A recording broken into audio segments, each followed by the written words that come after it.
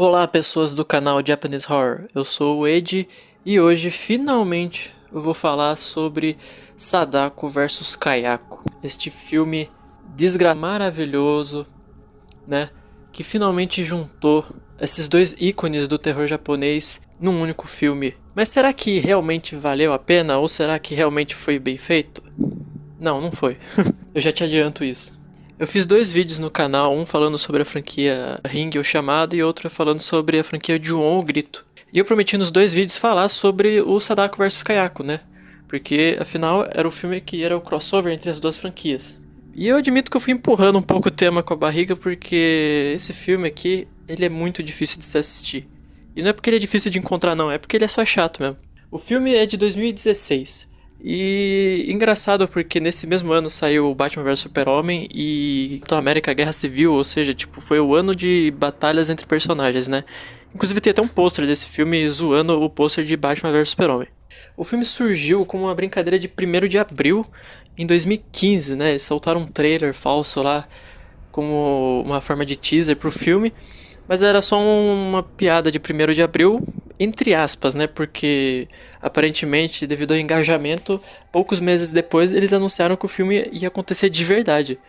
E o diretor escolhido foi ninguém mais, ninguém menos que o Koji Shiraishi, que, convenhamos, tem uma carreira de baixos, baixos e um leve alto ali, né? Ele é conhecido pelos seus filmes de televisão de Kushisaki Onna, Tek Tek, e também pelo único filme realmente decente da carreira dele, que é o Noroi, The Curse. O Koji Shiraishi também escreve este filme aqui. Só que, vamos ser sinceros, esse filme aqui não é um dos melhores dele. Na verdade, eu ouso dizer até que é um dos piores que ele já fez. Se tem uma palavra que eu consigo definir este filme é oportunidade perdida, cara. Esse filme aqui, ele foi um desperdício, pois a ideia é muito boa. Esse negócio de crossover entre personagens de terror já não era algo novo, né? Afinal, a gente já teve Fred vs Jason, Alien vs Predador. E uma coisa que a gente espera é ver essa loucura de ter esses dois personagens se enfrentando. E isso é uma coisa que não tem no filme Sadako vs Kayako. Literalmente, a cena das duas se enfrentando se resume aos minutos finais de filme. Mas tem um motivo para isso. E o motivo para isso são direitos autorais. Acontece que a Kadokawa, que produziu o filme, ela é detentora dos direitos de Ring o Chamado, desde sempre, mas não de Ju-On. Então, eles não tinham os direitos da franquia O Grito para poder usar os personagens e tudo mais. A franquia O Grito atualmente é de direitos da W Field Japão. Então, aparentemente, eles não chegaram a fazer um acordo para dividir esses personagens. Então, o filme acaba tendo que usar de recursos para usar o menos possível elementos dos filmes do Grito. Então, a casa amaldiçoada é diferente, mesmo na época a casa original dos filmes de On ainda existia, eles acabaram usando uma casa diferente. E o tempo de tela da Kayako é mínimo. Mas enfim, vamos falar sobre o filme, né? O filme acompanha a história, dois núcleos de história, que é da Yuri e da Natsumi, que são duas amigas da Faculdade de Arte e Cultura de Tóquio, e da Suzuka, que é a menina colegial que se muda e se torna vizinha da casa amaldiçoada. A questão é que a Natsumi pede pra Yuri gravar a fita de casamento dos pais dela para DVD. E para isso elas vão atrás de um aparelho de VHS para poder reproduzir o vídeo de casamento. E nessa, quando elas vão para um brechó e compram um aparelho de VHS, o que vem dentro? A fita amaldiçoada. Vale lembrar que elas já tinham visto sobre a fita amaldiçoada na sua aula com esse professor aí, que eu só vou chamar ele de professor burro, porque esse personagem é ridículo. E a questão é que ambas as lendas são apresentadas realmente como lendas urbanas dentro da história, né? O que eu acho que é um ponto positivo desse filme, porque mostrar a lenda da fita amaldiçoada e da casa assombrada como sendo parte do folclore japonês ali, junto com Hanako-san, Kushisaki Onna, isso é bem legal até. Inclusive a cena de abertura desse filme também é bem interessante ali, é uma cena bem construída com um terrorzinho ali, uma tensão. Né, eu acho que o Koji Shiraishi, a melhor coisa dele é quando ele tenta construir essas cenas mais tensas de terror, afinal ele é um diretor de horror já há muitos anos. Mas isso também acaba se tornando um ponto meio negativo do filme, porque em várias partes você vê que ele parece estar tentando se levar a sério, mas ele não consegue se levar a sério, porque ele é tosco. Mesmo ele sendo um bom diretor, sabendo fazer um filme com cara de filme, né? Esse aqui não é um filme tipo Sadako 3D, que parece um filme pra TV, não. Ele tem uma fotografia e uma cinematografia decentes, né? Ele tem cara de filme de cinema mesmo, embora ele tenha esse contraste forte pra caramba, que deixa ele extremamente escuro e sem cor, Parece até um filme dirigido pelo Zack Snyder, que porra é essa? Ainda assim, ele não deixa de ser esquisito. Ele podia ser trash. Quando você faz a proposta de pôr personagens diferentes se enfrentando, a gente imagina que vira um filme meio trash. Mas pelo menos o trash se torna divertido. E esse filme não, esse filme é arrastado. Esse filme é chato. Enfim, elas aprendem sobre as lendas da fita amaldiçoada com o professor na escola. E aí elas vão e encontram a fita amaldiçoada dentro do aparelho VHS que elas compraram no brechó. Aí a Yuri tem a brilhante ideia de assistir ao filme, mesmo a sua amiga não querendo. E quando elas assistem, a Yuri simplesmente vai e atende uma mensagem no celular e não olha pro vídeo amaldiçoado. A única que olha é a Natsumi. E ela acaba sendo a única amaldiçoada. Ou seja, uma grandíssima filha da puta essa Yuri, que pede pra ver a fita, mas não vê. E aí ela só amaldiçoa a própria amiga. Ela até tenta ver a fita de novo, mas a Natsumi não deixa porque ela acredita que aquela seja a fita amaldiçoada. Elas recebem a ligação da Sadako e assim começa a trama da Sadako na história. Já a trama da Kayako, a gente vê a Suzuka se mudando com seus pais para um subúrbio e se tornam vizinhos da casa amaldiçoada. Aliás, essa parte da história da Suzuka, ela é bem fraca, na verdade, ela mal tem desenvolvimento. Porque, de novo, como eles não tinham os direitos da franquia Ju-On, eles não podiam mostrar muita coisa, então as cenas delas se resumem a ela chegando no bairro, a ela na escola com as amigas, ouvindo sobre a história da casa, que inclusive as amigas dela contam uma versão que é a versão dos filmes americanos, porque eu acho que provavelmente eles nem podiam contar a versão original. E também mostrando aquela cena dos molequinhos fazendo o teste de coragem ali, desafiando um outro a entrar dentro da casa e jogar pedras. E esse é o único momento do filme que a gente tem uma leve aparição dos personagens de Ju-On, né? A gente tem a aparição do Toshio, que já de primeira cena já se demonstra ser o pior Toshio de toda a história.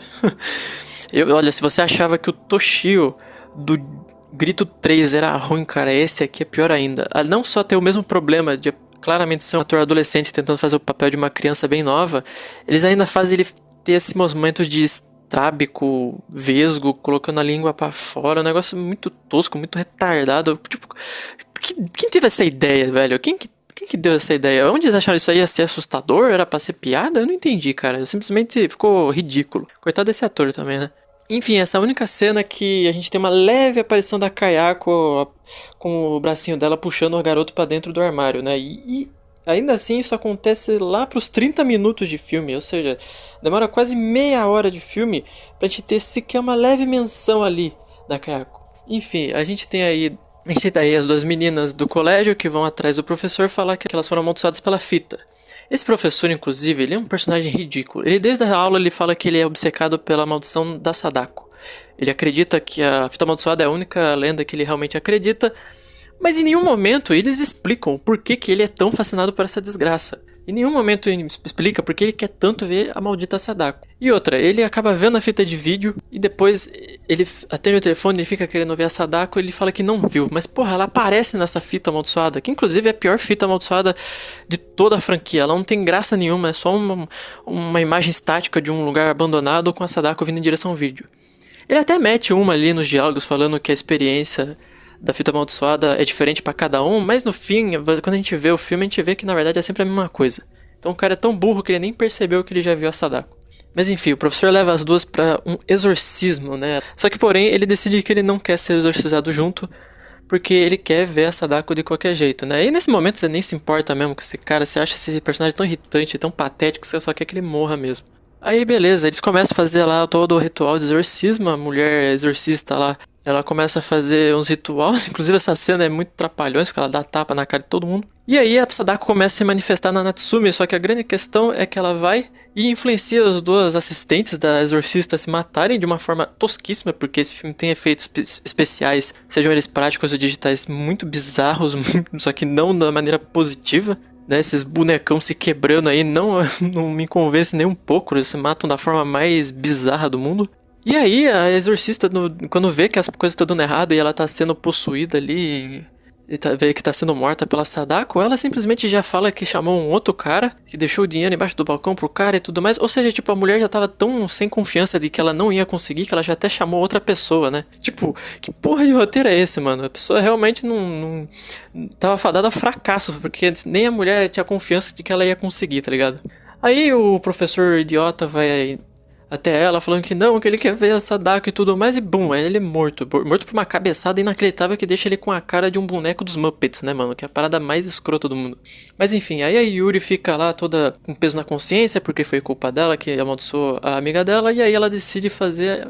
Tem uma ideia brilhante. Ela pede pra amiga dela entregar a fita pra ela e ela vai assistir, porque a gente conhece da mitologia original do Chamado que se você faz uma cópia do filme e entrega pra outra pessoa, se essa outra pessoa assistir, você se livra da maldição. Só que aqui no filme já foi estabelecido que isso não era verossímil, né? Que isso não iria dar certo de verdade. Afinal, aqui a lenda ela sofre uma alteração. Ao invés de você morrer em 7 dias, você morre em 2, né? Que eu acho que era uma tentativa do roteiro de tornar a história mais dinâmica, mas esse filme é tão chato, tão arrastado, que não ia fazer diferença se você morresse em 7 dias ou 2, porque o filme tem 1 hora e pouco, mas parece que ele tem 3 horas, tá ligado? Mas enfim, ela vai, assiste a fita, inclusive que não faz sentido nenhum, porque ela teria que ter feito uma cópia da fita e depois assistido, mas enfim, a gente ignora essas partes. E quando ela tá vendo, chega lá o grande exorcista, aquele que eu gosto de chamar de o Constantine do Japão, o Keizo, junto com a sua assistente Tamao, que é uma menininha cega, uma médium ultra poderosa.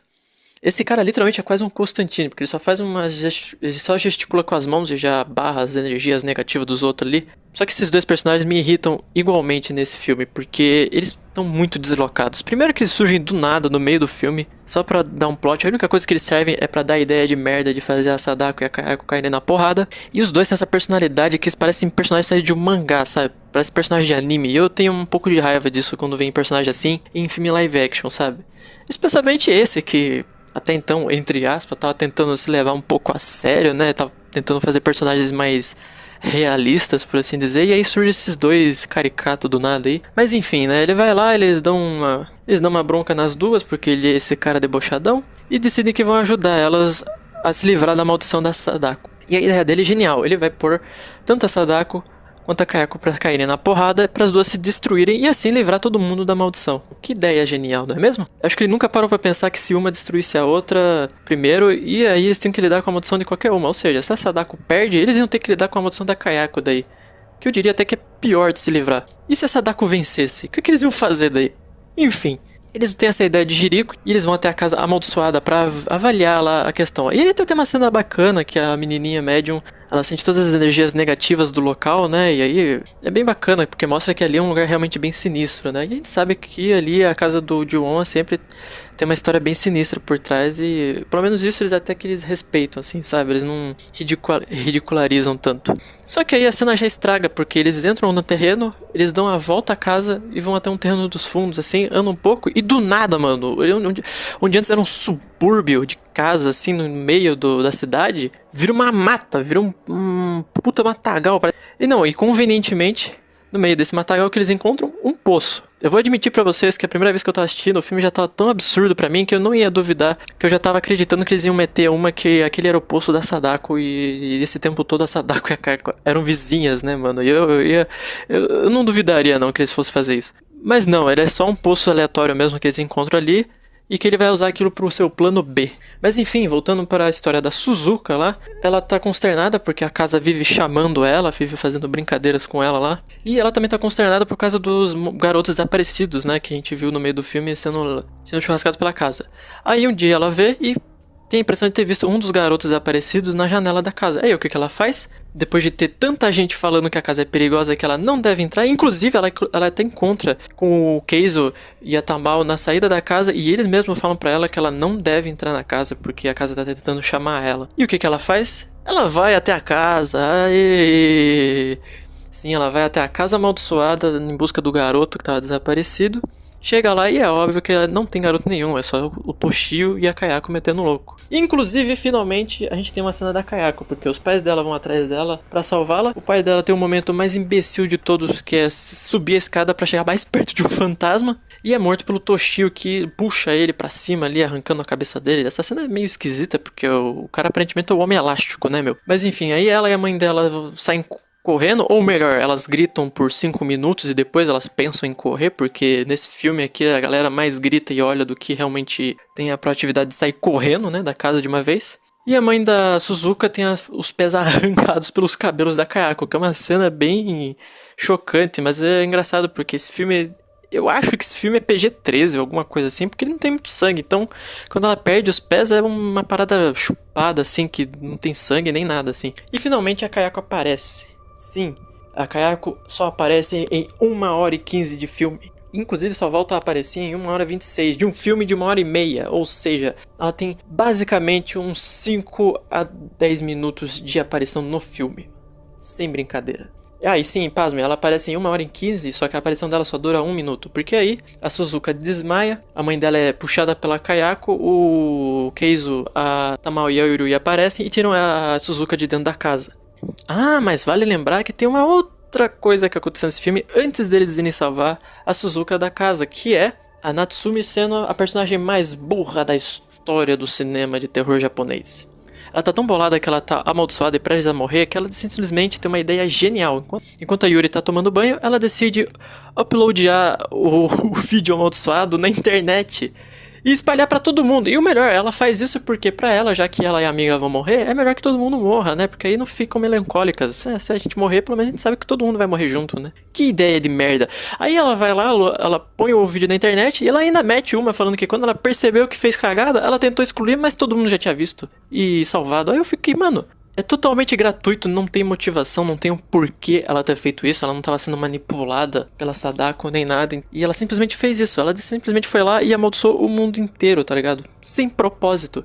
E quando ela conta isso pra Yuri, a Yuri obviamente fala que ela fez uma cagada do cacete, e a Natsumi vai e sugere que as duas tirem a própria vida, né? Pra que elas não sofram a morte através da Sadako. Inclusive, isso é um negócio desse filme que é meio estranho, porque todas as pessoas que são amaldiçoadas pela Sadako nesse filme, elas não morrem exatamente pela Sadako. Elas acabam chegando a um ponto que elas entram em estado de transe e acabam tirando a própria vida. O que é esquisito, porque nos filmes originais não era assim, mas esse filme já deturpou tanto a mitologia das duas personagens que certamente eu já não me importo mais. Mas aí você pensa, mas sempre fazem isso, só que a questão é que depois a Natsumi não é morta desse jeito, né? Ela vai, corre até o banheiro, se tranca com uma cadeira na frente. A Yuri tenta abrir, só que de muita má vontade, porque claramente essa cadeira não tá segurando a porta, ainda mais porque mais pra frente ela consegue abrir com uma facilidade, né? Na verdade, ela tava fingindo que não conseguia abrir só pra deixar a amiga morrer, né? Enfim, a Natsumi tá lá, ela decide que ela vai se enforcar numa maçaneta que não tem altura suficiente pra isso. Tipo, o quê? Como que você vai se enforcar com isso, numa maçaneta? Você tá de joelhos no chão, não tem nem como você se enforcar nisso. Enfim, ela tá lá fazendo aquilo naquela cena de um drama digno de novela mexicana, mas aí aparece a Sadako e mata ela de uma vez, né? A Sadako deve ter olhado e falou, sério, minha filha, que você vai fazer isso? Não, peraí, deixa aí que eu mato você mesmo, não tem problema. Aí chega o Keizo lá com a menininha, eles falam que a menina era uma idiota mesmo, inclusive é um bata de um cuzão esse Keizo, porque ele falou que ia ajudar elas, mas ele chega atrasado, ou seja, tipo, ela ia morrer de qualquer jeito, ele não ia ajudar ninguém. Essa é a verdade. Mas enfim, aí eles vão lá e tem essa cena lá que eu falei antes da Suzuka, onde eles tiram ela de dentro da casa amaldiçoada. E aí todo mundo se junta, todos os núcleos se juntam finalmente, pra pôr as duas maldições uma contra a outra. E o plano é, a Yuri e a Suzuka vão entrar dentro da casa amaldiçoada, a Suzuka vai assistir ao vídeo amaldiçoado dentro da casa, e assim, a Sadako e a Kayako vão finalmente cair na porrada, faltando literalmente 5 minutos pro filme acabar. E é isso, elas vão lá, a Suzuka assiste a fita, e aí a casa começa a ranger, tudo começa a tremer e tal. Ela recebe a ligação, elas deixam a ligação soar, aquele zunido da Sadako soar pela casa, e aí aparece o Toshio, e o Toshio é logo tragado pra dentro da TV pelos cabelos da Sadako, que é uma cena até bem interessante, mas ao mesmo tempo muito engraçada. Eu tenho que admitir que ele sendo puxado pra TV é uma cena engraçada. Nisso elas começam a ouvir a Kayako ouvindo, e a Sadako começa a ir de dentro da TV. Elas correm até a cozinha, e quem que tá descendo as escadas? A Kayako finalmente aparecendo mais uma vez no filme. E aqui eu acho que eu quero abrir um parênteses assim pra falar da caracterização das personagens, né? Eles infelizmente não trouxeram a Takako Fuji, que é a atriz original da Kayako, graças a Deus, né? Porque eu acho que ia ser um desperdício por ela nesse filme, né? Nesse filme podre. Mas a caracterização dela até que não é ruim aqui, ela tem aquele visual mais sangrento. E a atriz até que não é tão ruim, ela não fica tanto só com aquela cara de boneca com a boca aberta. Bom, na verdade ela fica, mas a gente tem tão poucas cenas com ela que nem dá pra avaliar muito. E aqui você já vê que eles também fazem um pouco diferente. A Kayako aqui ela tem um cabelo mais curto e encaracolado. Eu acho que é justamente pra não confundirem ela com a Sadako mesmo, que é o que acontece muito. Eu vejo muita gente aqui no ocidente especificamente confundindo as duas, porque são duas fantasmas de cabelo longos e negros e lisos no meio da cara. Eu não sei se era por causa disso, por uma questão de identificação, ou se era só por uma questão que eles não podiam usar a imagem da Kayako muito, e eles tiveram que fazer tipo uma versão genérica dela, pra poder pôr no filme sem sofrer nenhum tipo de direito autoral. Mas enfim, né? A Kayako e a Sadako se encontram finalmente, né? Enquanto as duas estão lá gritando e chorando, falando com o Keizo pelo telefone, Kayako e Sadako finalmente caem na porrada. A Kayako vem, pega a Sadako pela cabeça, joga ela no chão, puxa ela pra trás, depois ela volta aparecendo andando pelo corredor, presa nos cabelos da Sadako. A Sadako olha pra ela olha pra Sadako, ela explode. E aí é isso. E aí o Keizo fala que o plano deu errado.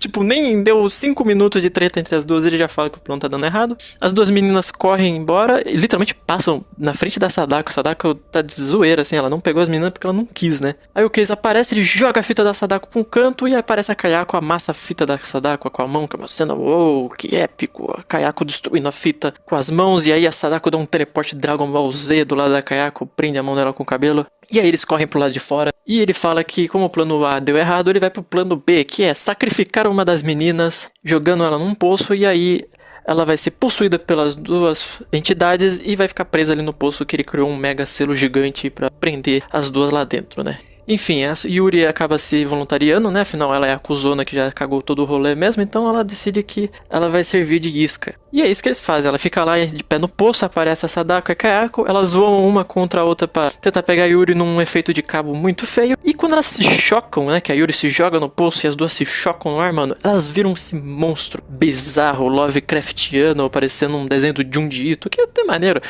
Cheio de olhos e tentáculos e sombras, não sei o que. E quando esse bicho explode, um dos tentáculos voa na direção da Suzuka e da menininha cega. E aí o Keizo vai e se mete na frente. E aí ele acaba sendo atingido e ele é cortado no meio. E aí ele morre, e aí aquele monstro Lovecraftiano desce pelo poço, a Yuri olha pra cima, chora até ver aquela coisa vindo na direção dela, e assim a Suzuka vai e fecha o poço e sela ele, e aí você pensa, porra, deu certo, né, os dois espíritos se fundiram lá embaixo com a menina, e é isso, a gente vai prender eles aqui. Só que é óbvio que isso não dá certo, a tampa do poço explode, as duas meninas lá ficam olhando, ficam gritando em terror, e o que aparece dentro do poço? A Sadakaya. Sem brincadeira, esse é o nome oficial dessa porcaria desse bicho, a fusão Dragon Ball Z. Literalmente, o final desse filme é o final Dragon Ball. A Sadako e a Kayako se fundiram, né, dentro do corpo da Yuri e formaram esta nova entidade, né, que é literalmente a fusão Dragon Ball Sadakaya. Eu acho que Sadayako era um nome mais interessante, né, mas enfim, ficou esse troço aí, esse personagem novo, bizarro. Eu não sei se eles queriam, de fato, levar isso à frente como se fosse tipo uma nova franquia, né? Inclusive no final aparece o Toshio de novo, mostrando que ele não foi pro saco também.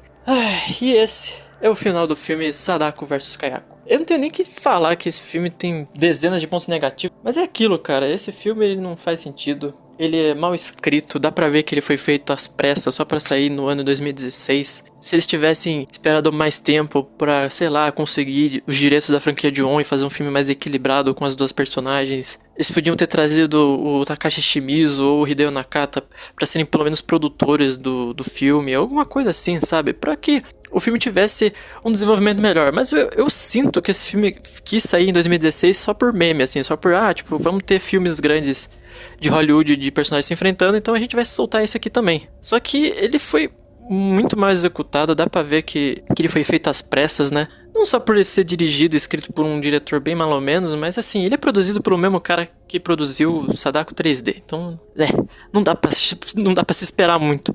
Inclusive, o material de marketing desse filme, ele foi até melhor que o próprio filme, aquelas junkets da Sadako e a Kayako dando entrevista, delas indo pro salão, delas jogando beisebol. Isso é engraçado, tipo, dava pra entender que eles estavam querendo vender um filme mais descontraído, mas na hora que você chega pra ver o filme tenta se levar meio a sério, que é meio sem noção, porque você espera que seja um filme mais divertido, afinal você quer ver as duas personagens enfrentando. Mas o filme no final ele é só um filme diferente do chamado, porque quem aparece mais é a Sadako, e a Kayako fica escanteada, ela só aparece no final do filme, e a gente mal tem uma luta entre as duas, a gente tem só aquela ceninha rápida de que, sei lá, não dura nem 2, 3 minutos, das duas se enfrentando, né? Então, tipo, foi uma preguiça mesmo até de tentar pensar em cenas interessantes pras duas. Mas eu acho que o que ferrou menos esse filme foi a questão de direitos autorais, deles não poderem usar muito a imagem da Kayako.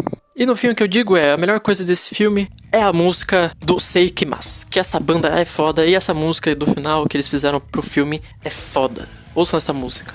E é isso, pessoas, obrigado por terem visto esse vídeo. Finalmente fiz este vídeo que eu já prometo há muito tempo, acho que é mais de um ano até. E é isso, valeu e falou, vamos terminar.